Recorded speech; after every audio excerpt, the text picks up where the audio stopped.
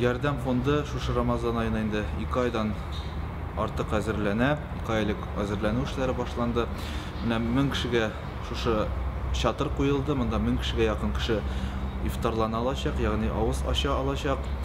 Һәр көнне авыз ачулар булачак. Әлбәттә шушы ифтарлар оештырылачак инде иганәчеләр, эшмәкәрләр ярдәме белән.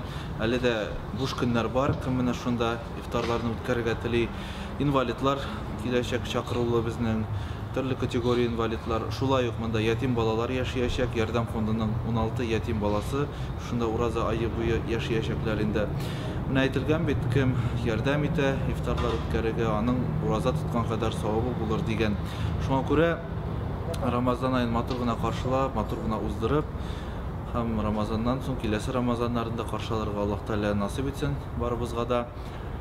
Шуңа күрә изге эшләрдә бөтен кеше дә катнашса яхшы була.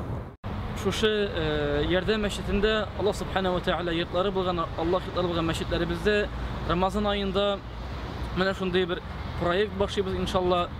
Инде хөрмәтле дин кардәшләребез, барыгызны шушы зур Аллаһ Субханаһу ва Тәгалә юлында сезләрне ярдәм итәргә чакырабыз һәм дә үзегезгә дә савап эшләү йөзеннән ифтарлардан соң һәм дә таравихлардан соң олы яшьтәге әбиләрне, бабайларны, монда бигрәк тә инде бу ярдәм мәчетендә булачак ДЦП инвалидлары, төрле авыр хәлдә булган кешеләрне телибез сездән ифтарлардан соң аларны өйләренә озатып куюыгызны.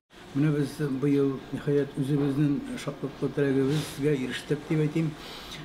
Чөнки шушы елны без ярдәм мәчетенең календарен нәшер итә алдык һәм аның инде без узган елда җыйналган идек, ләкин ул ничектер барып чыкмады. Быел инде монда Илдар хәзрәт Баязитовның ярдәмендә һәм башкалар ярдәмендә шушы Рамазан аена менә һәм шуңа без бер кичкенә генә булса да бүләк ясарга ирештек.